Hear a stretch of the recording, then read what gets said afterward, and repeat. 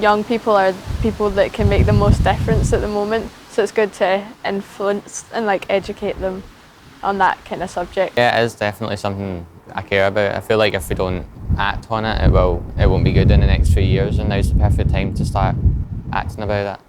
First things that I did was kind of using learning for sustainability in my own classroom to be a solution to any problems. So when lockdown hit, it was then learning more about the Sustainable Development Goals and trying to embed that and use that in every department across the school. So when BGE came back for blended learning, they got a couple of goals every time they came in for a session. So they were learning about your climate action and gender equality and zero hunger, but really focusing on the actions that they and society can take to improve that situation. The catalyst for me was at lockdown, when we had to come back to the blended learning model in such a short period of time. Seonaid and our team put themselves forward to create a bank of lessons that were the responsibility for all to deliver, and the feedback from staff and pupils was excellent. They really enjoyed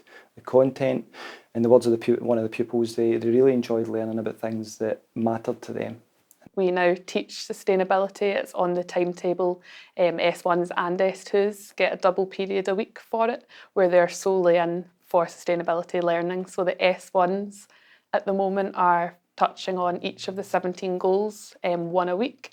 The learning mostly is discussion-based and pupil-led learning, so they kind of drive their ideas forward and create their own projects. So they've liked that side of it, where it's maybe a bit more practical. They are really interested in these issues and they recognise the importance, which I was at the start of this. I was pleasantly surprised by the reception from the pupils. It's about creating a better future for all of us. Yes, we're looking at the climate, looking at social justice, creating a fairer society for all of them. It's about getting them understanding the role that they can play in creating a better future. What was really positive was the fact that it wasn't a science teacher could be delivering this or an art teacher could be delivering it, and for me that was about it modelled to the pupils that this is everyone's responsibility. So for the pupils, it was great to see that this is all of our community and all of our world, so it's all of our responsibility to make a difference. That was kind of the one main challenge at the start, was how are other teachers in other subjects maybe going to feel about teaching something that might be a bit outside of their comfort zone. So every teacher has the responsibility now, the same way that we do with literacy and numeracy. Sustainability is a responsibility for all, and it's been really good to see other staff members coming on board with this too.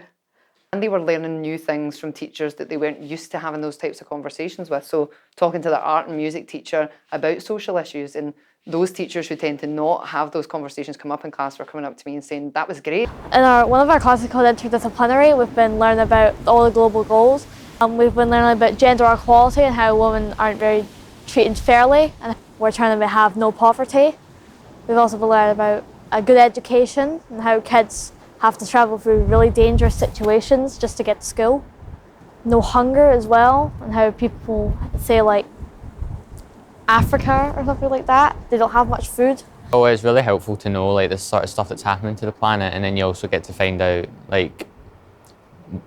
more about how the school can help and how you can help, and then you feel better about yourself for putting yourself forward for helping the matter.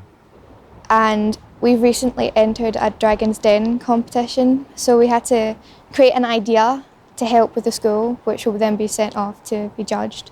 I think the pupils are starting to make those connections, whereas it was all these different projects working alongside each other. They're now starting to see these connections. Over the next few months, our pupils will be electing a member of Renfrew Parliament, and we're trying to step it up beyond pupil council. That was something that our head pupils really wanted.